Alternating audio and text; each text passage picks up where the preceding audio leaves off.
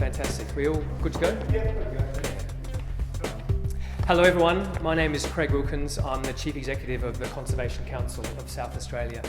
I'd like to acknowledge that today we are on Kaurna land and to also recognise the incredible importance of this area for the Kaurna people.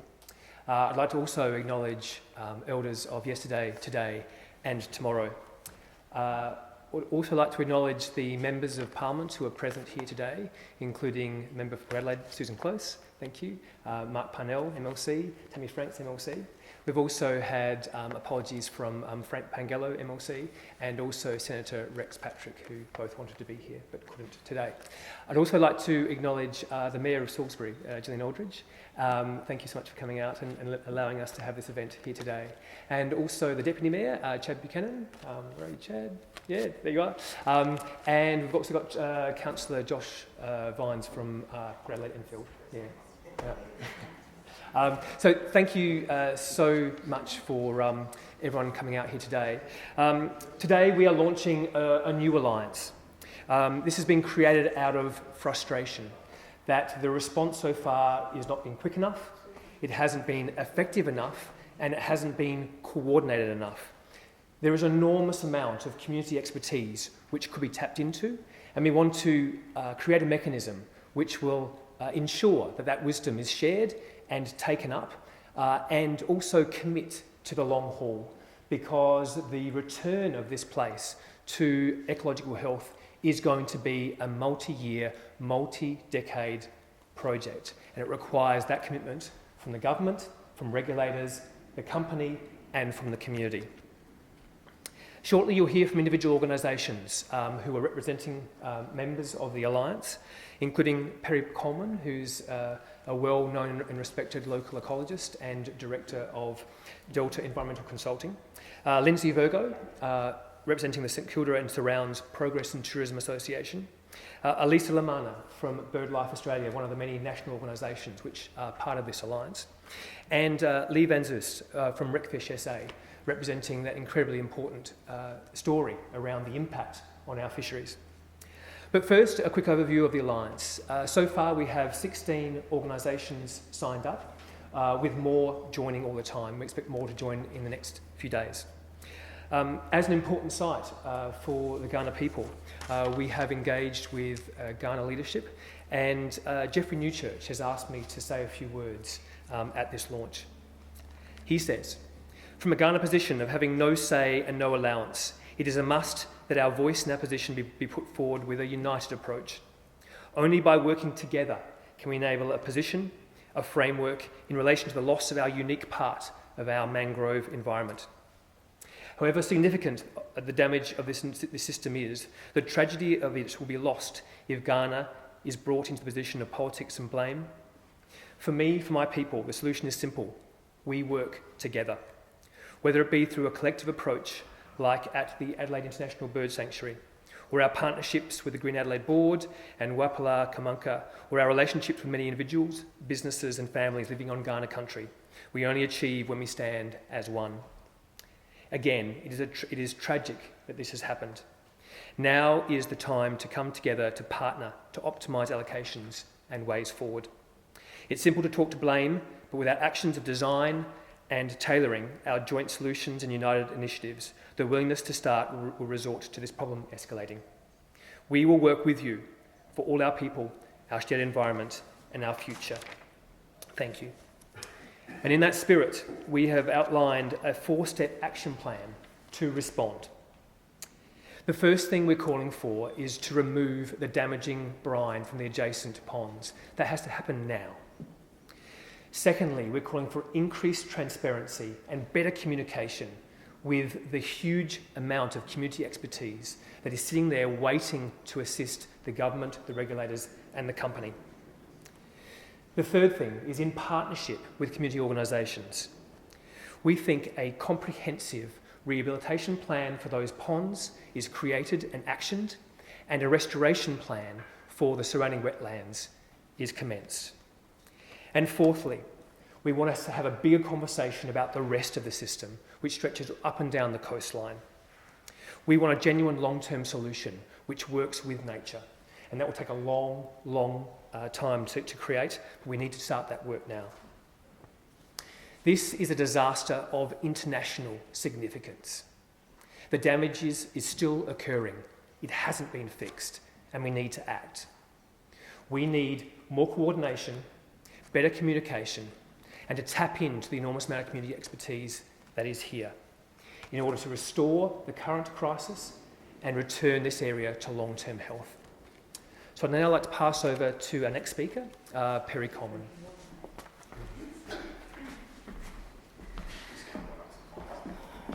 Right. And I'm a little at a loss because normally I'm a walk and gawk type person. So I take people out into the mangroves and I can talk till the cows come home and the mosquitoes have eaten you all to death and back and you just want to go away. But instead I'm inside. So I've got some notes with me to try and keep me on track. As Craig said, the damage is still continuing. A month after the company was directed to actually remove the brine, it's still present in the ponds and you can see it behind us. Bright pink, lots of crystallising salt. It's seeping out. And that continues. Not a single drop has been transferred to the designated holding ponds at Dry Creek. Instead, the brine has simply been moved between impacted ponds, where it continues to seep out into the salt marsh, and where it is impacting the small nuclei that remain of live samphires. And there are hope for future regeneration, and it's vitally important that with the heat of February coming, that the stresses on those small pieces of samphire that are left are removed. Our withering samphire requires stronger, more agile responses from government and much more transparency from both the government and the company. There is an enormous amount of local, community and scientific expertise that has been ignored or downplayed. And this has consistently led to decisions that have been too little and too late and that have made the damage worse. So thank you to those academics and research organisations like Airborne Research, for example, who have stayed engaged and who continue to provide us with the tools that we'll need to undertake the restoration going forward. I'd like to say that we need to start on a much longer term plan for this entire coastline. The solution that is required is going to require a fundamental shift in thinking, away from company and regulator-led to an approach that's focused on public input, not just consultation, about the ultimate uses and rehabilitation of both the saltfields area and the surrounding tidal wetlands. So thank you all. And I'll hand over to the next speaker. Lindsay.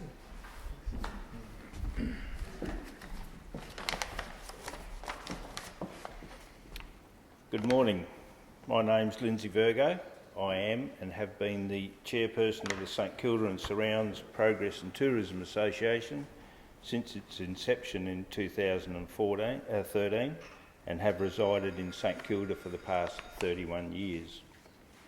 One of the reasons this association was formed was residents were extremely concerned about the direction the owners of the salt pans, or disused salt pans, were going to proceed. The aims and objects of the association are to ensure sustainable development within the defined zone that enhances or complements the amenities, promotes tourism opportunities while complementing the existing environmental, coastal ecosystems and surrounding area.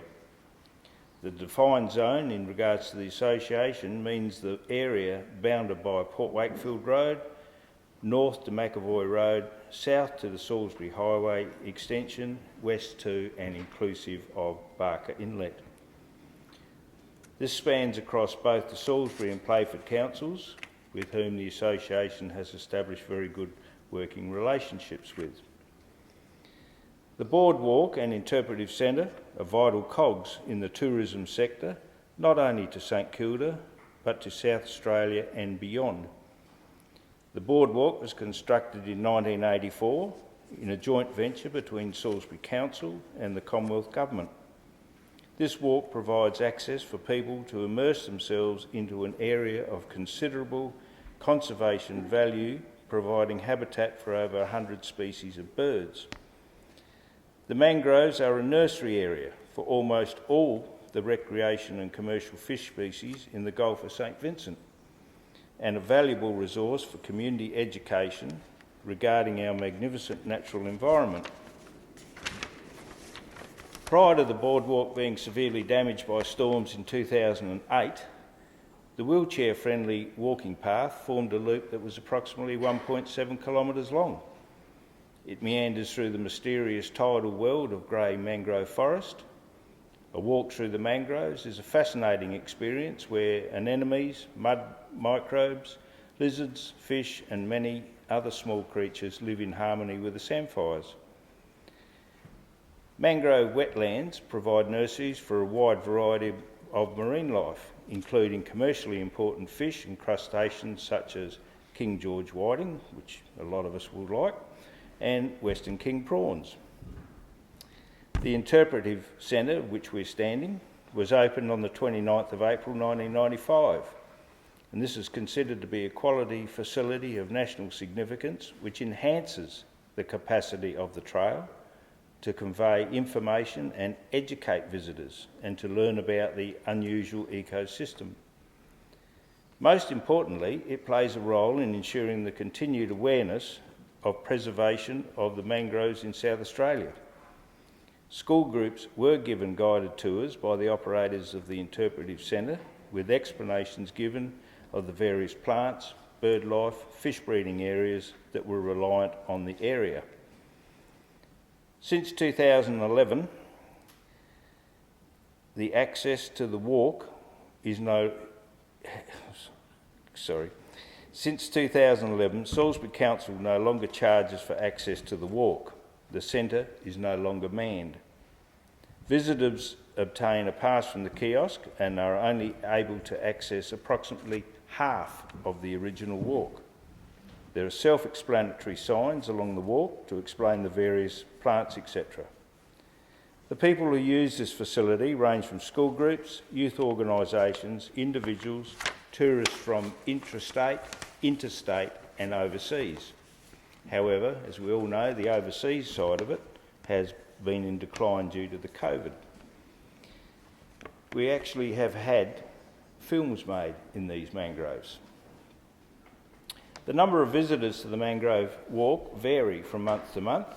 December 2020, there were 603 visitors. January 2021, 468, up to and including the 20th of January. There are days when the walk is actually closed, when the Salisbury Council deem it necessary due to either tides or the condition of the walkway. From about the middle of 2020, visitors were reporting back to Robin Cook, the owner-operator of the kiosk, about the dying off of the mangroves and becoming quite concerned as to why was this occurring and what are the long-term effects. Since the general public became aware of the declining conditions of the mangroves, mainly via the media, there's actually been an increase in visitors wanting to see for themselves how the once flourishing mangroves that they knew were now becoming a sad and sorry sight. Comments relayed to Robin or her staff have varied from deep concern to absolute abuse because they feel that she's part of the problem, which she's not. As fishermen have also expressed their concerns as to what effect this will have on the future fish stocks if the breeding grounds are impacted. The boat ramp, which is currently going through an additional ramp being added because of the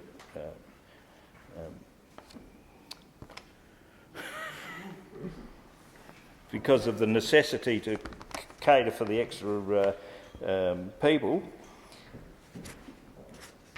If there's a downturn on the ramps due to a downturn in fishing activity, that relates to a downturn in council revenue. The future of tourism, both here in St Kilda and to the state of South Australia, together with the unknown impact on future fish stock, is immeasurable and of great concern. The Association is happy to be aligned with the Alliance in getting answers to this disaster and, more importantly, getting remediation processes happening before the entire area is wiped out. We call on the Government to act immediately and take on board advice from specialists in the field of salt processing. Thank you. Right, thanks, Nancy. Lisa. Thank you. Thanks. So I'm here representing BirdLife Australia, a national birding conservation organisation, but I'm also here representing the very concerned, broader birding community that we have here in Adelaide and in South Australia. In particular, Birds SA members, very concerned, and then our friends of Adelaide International Bird Sanctuary. So yeah, I'm here representing them, but I'm really here as a voice for the birds that can't talk for themselves, that really need somebody to express some of their concerns for them. In particular, and specifically, I'd like to talk about the migratory shorebirds that use the St Kilda wetland areas, the salt marsh areas, and even roost in some of the mangrove areas. And then the Dry Creek salt fields, which we've known for years, decades, are incredibly important for our migratory shorebirds. And so migratory shorebirds, as I'm sure a lot of you, or some of you know, are an amazing set of birds we have 36 species that are here in Australia. They're migratory birds, but they really are birds. They are shorebirds. They spend about 6 months here during our summer months.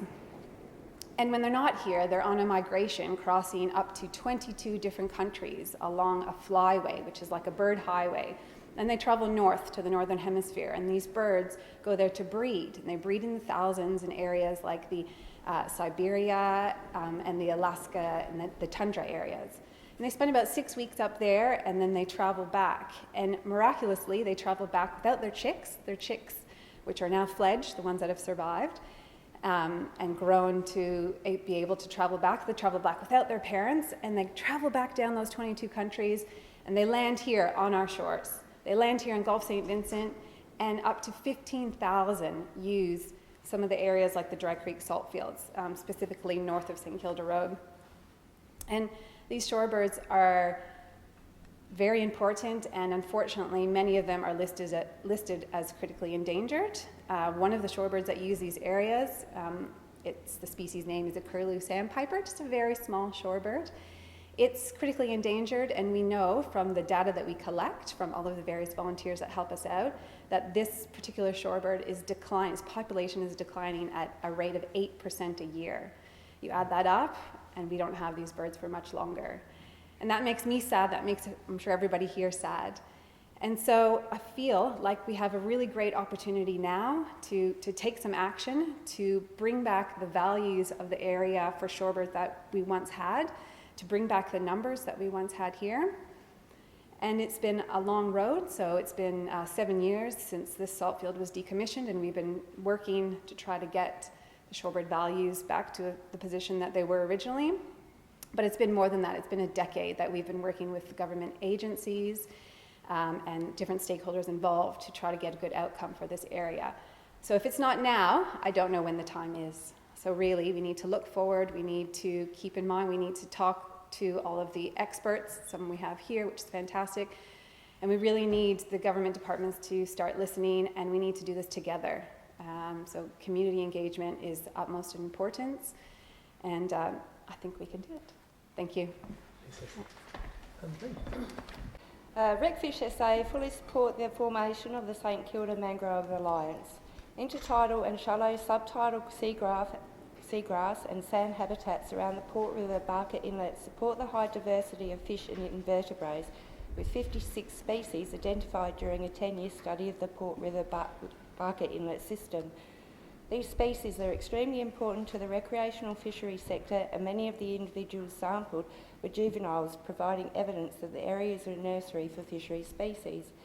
It is imperative that the state government steps in and takes control of this ecological disaster before it becomes irreparable. Thank you. So that concludes the formal part. I'm happy to answer any questions from the media, and then I'll actually invite Gillian to come up and say a few words as local mayor. So, yeah, any questions? Yeah, first up, Craig, can you explain to me how this alliance came to be? This alliance has been born out of frustration that the response so far from the company and the government is not fast enough, it's not coordinated enough, and it doesn't tap into the wealth of community experience that is out there and is eager to help. This is a long-term story, and we need long-term commitment from the community to make sure that the right thing is done and this area is restored to ecological health. Yeah. What kind of government response have you had so far? There are some good people within the government system who are working very hard to try and improve the situation. But the reality is the coordination is not there and the pace is not there. And the problem is if we don't get ahead of the curve, we're going to keep on repeating mistakes. So we are calling for a much more urgent and coordinated action. And what kind of community response have you received? Is there much engagement on the issue? There has been an incredible community response, as you can sense from the broad range of organisations represented in this alliance, but it goes far beyond that. I think this area is hugely loved and hugely appreciated for all its values, and the fact that it is so close to Adelaide means that there is a group of people who are desperate for the current crisis to end and the damage to be restored as quickly as possible, and then a long-term solution to make sure that we look after this space for all of us, for the next generation. I might just ask some questions to Terry. Yeah, please. So Terry, you've obviously been working in this area for a long time. Can you describe to me the decline you've seen? Well, the decline was very rapid. Brine sneaked into the ponds little by little, and at first the water level would go up and then down, and not much was visible. But a large amount of brine was pumped into the ponds behind us in May last year, and by July there were sick garden trees in St Kilda, and there were very ill-looking mangroves, and by August they were all dead. So is the brine definitely to blame for the die-out of the mangroves? Yes, it is. Early in the occurrence, once the various government regulatory bodies realised that there was something wrong, they accompanied me around the site and were able to see for themselves brine welling up out of the ground and out of the embankments of the old gypsum ponds. The process that's happened is well understood. Regulatory bodies in this state deal with things like leaking tailing dams every day of the week in the mining industry, and this is no different. Yep, so I understand there's been sort of pumping away from the mangroves. Has that improved anything? Is that doing anything? The direction to pump came late once the brine was approaching crystallisation point. The response to that direction was slow, and so by that time the brine was indeed crystallising. That makes it very difficult to pump, and so the pumping, which had previously occurred to flood the place very rapidly, slowed down dramatically. And now the majority of the loss of brine that we see is simple leakage. It's being allowed to continue leaking. So what steps would you recommend taking from now? That's really difficult. The steps that we advised earlier were simpler to implement and didn't occur in a timely fashion. Now that the miner has painted themselves into a corner, it's much harder to see exactly where to go, and that's why it's going to be necessary to have more than just single people thinking on this. We need a coordinated response, and we need some fairly high-powered academic power and research power behind this in order to make the best decisions going forward. So what does it mean to you to be a part of an alliance like this? It's pretty wonderful, actually. It's hard to see something happening and to feel that you can't do anything about it as it cascades towards what's really an inevitable disaster once the ball starts rolling. And the alliance formed very, very quickly and stepped forward and has offered amazing help in that time. And we've already got tools to start assessing the areas that we can't reach for damage and things like that. So, you know, already the Alliance being around has meant that there is more information out there about what we need to do and when we need to do it. So has the Alliance made you more hopeful for the future, or what would you say? Yeah, I'm hopeful. I'm not expecting an immediate return of the mangroves. They take a long time to get as big as they are.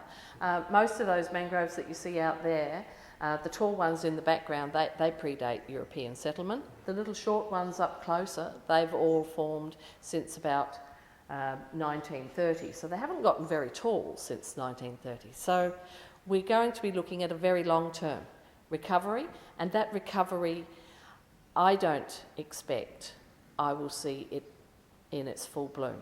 But my grandchildren's children will be able to walk amongst the mangroves again one day. What do you think about taking people around as it sort of is at the moment? What are they saying to you? They're saying that they're gutted. People who come with me have come before. We've had 2 generations of school children come through the mangroves at St Kilda. They all know what to expect here, and this isn't what they expected. And how do you feel about it? I feel ill, but at the same time, I'm also I'm a scientist, so there's an inner geek. So I'm busy looking at the stratification in the pools of the different salinity brines. I'm looking at how the mosquitoes are able to breed in areas that the fish can no longer reach them in, and I'm examining how inefficient leaf rolling spiders that normally wouldn't manage to get a home have now managed to get a boom because of the amount of dead mangrove leaves available for them. So, you know, I'm an optimistic person. Can you tell me what's happened with the mosquitoes at the moment here? Come for a walk with me. They're not called Vigilax for nothing. So can you sort of tell us if there's been a big boom or if there's Yes, there appear to be quite a lot more Vigilax than usual for this time of the year, and I have brought the appropriate repellents with me should anybody like to come for a walk. I took a wonderful reporter out with me yesterday, and they recognised fresh blood immediately, and he was very pleased to get back. Any more questions? Yeah, Burton. It's unlikely, but should we get a lot of rain at the moment, is that going to dilute the brine and the mangroves, or is it going to make them perhaps resolve and stop being easy to pump out, or is it going to make it better or worse? And that's something we really don't know. And we do know that there's a balance. Where salt has crystallised out now, it's not the same as brine. Seawater's made of a mixture of things, and there's calcium and magnesium in it, which offsets the sodium as far as the plants are concerned. Crystallised brine, as salt, is pure sodium chloride. So rain on that produces a sodium chloride brine, which will kill anything it comes in contact with, even quite small quantities of it. On the other hand, rain right now on the mangroves and salt marshes will wash out some of the problems around their root zone and take some of the salinity away. So it's a balance, and we don't know what that balance is until it happens, and a lot will depend on how big a rainfall you're talking about. So small amounts of rain regularly over a period that kept the ground wet, for example, that might have less of a negative impact than, for example, a 90 mil, New Year's Eve thunderstorm. Harry, Minister Spears, as the Environment Minister, must be appalled at this environmental disaster. What did he say when he came out to visit you and see it firsthand? He didn't come to visit me. I believe he has been out here, according to his advisors. No one saw him, I presume. No one has seen him, I presume. Just conscious of the heat and keen to hand over to Gillian just to say a few words. Yes. Good morning, everyone. I think it's still morning. I want to welcome you to this fabulous city of Salisbury, and I want to welcome you to this magical, unique, fabulous place that we call St Kilda to the Boardwalk. I'm not going to welcome you to this disaster because we all know what has happened here is an incredible disaster.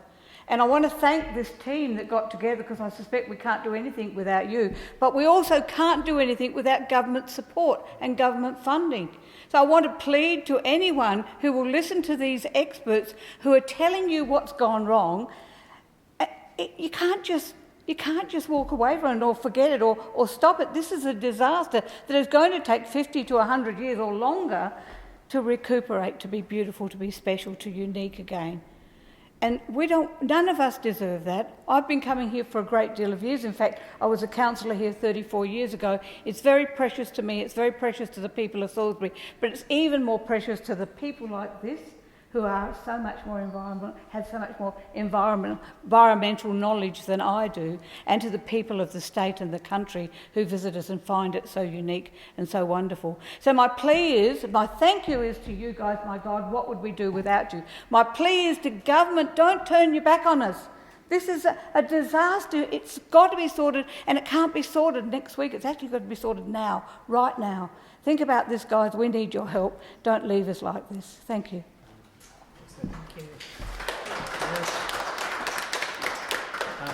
I grew up spending my childhood in the back of my dad's Kingswood. He was a big birdo and would come here to look at the international shorebirds coming to South Australia from China, from Siberia. It breaks my heart to see what's happening here, and it makes me so angry that the government is taking such a hands-off approach. This disaster didn't happen overnight. It started middle of last year, and yet here we are in the middle of summer and there's still hypersaline brine in that pond behind us, poisoning these mangroves. We need action today, we need attention today, and it's taken the community to step up to start to get people seeing what's going on. What would you like to see the government do? The government needs to get rid of the saline that's in that pond behind us. They've known that for months, and yet it's still there. The government needs to listen to the experts. It needs to work with the people who understand how this environment works and who understand what needs to happen next, and it needs a plan for the long term. None of those things are happening right now, and that is a disgrace. Some suggestion that the previous Wetherill government ticked boxes to make the mining action happen. What's your thought? Look, the last government went into an arrangement to start to rehabilitate once the salt fields shut down at the bottom. But the action that has caused this harm happened last year. So I'm sick of this government always trying to find an excuse to pass the buck. They're in government, it happened on their watch, and it happened for months before they even said something should happen, let alone seeing any action. They need to step up.